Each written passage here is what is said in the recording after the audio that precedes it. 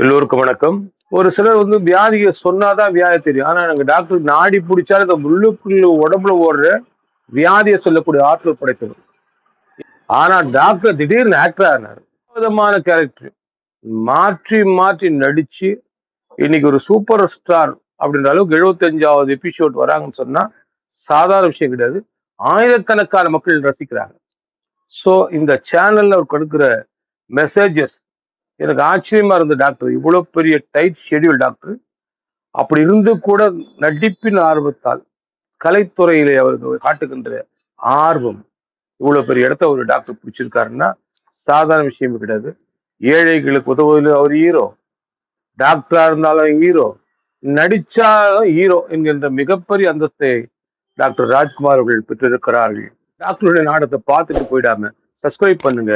அந்த குழு மேலும் வளரும். நன்றி, வணக்கம்.